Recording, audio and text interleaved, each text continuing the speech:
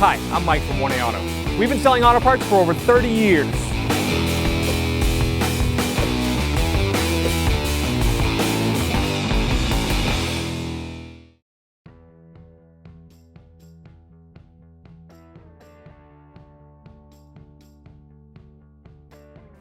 Now we're going to pull this little light off. Just use a flat blade screwdriver. Get underneath it.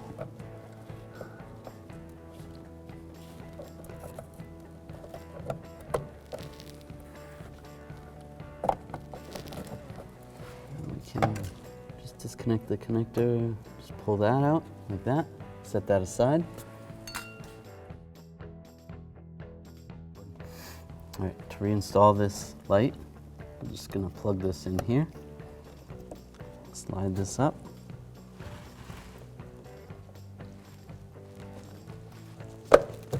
Lock it in place.